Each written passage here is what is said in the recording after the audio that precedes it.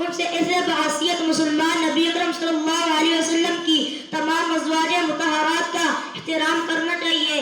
محترم سامعین، آپ صلی اللہ علیہ وسلم کی سب سے پہلی زوجہ محترمہ خدیجہ الکبریٰ رضی اللہ تعالی عنہا نے انہوں نے آپ کی رفاقت میں 25 سال گزارے۔ آپ صلی اللہ علیہ وسلم کا دوسرا نکاح السودہ بنت زمعہ رضی اللہ تعالی عنہا سے ہوا۔ آپ کا تیسرا نکاح عائشہ صدیقہ رضی اللہ تعالی عنہا سے ہوا۔ آپ کا چوتھا نکاح حفصہ رضی اللہ تعالی عنہا سے ہوا۔ آپ کا پانچواں نکاح زینب بنت خزیمہ رضی اللہ تعالی عنہا سے ہوا۔ آپ کا چھٹا نکاح ام سلمہ رضی اللہ تعالی عنہا سے ہوا۔ آپ کا ساتواں نکاح زینب بنت جحش رضی اللہ تعالی عنہا سے ہوا۔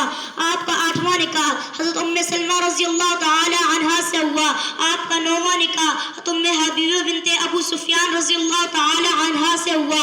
آپ کا 10واں نکاح صفیہ رضی اللہ تعالی عنہا سے ہوا۔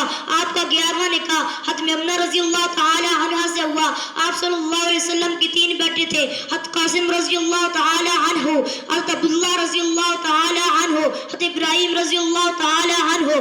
آپ صلی اللہ علیہ وسلم کی 4 بیٹیاں تھیں، حضرت زینب رضی اللہ تعالی عنہا، حضرت رقیہ رضی اللہ تعالی عنہا، حضرت ام کلثوم رضی اللہ تعالی عنہا، حضرت فاطمہ رضی اللہ تعالی عنہا۔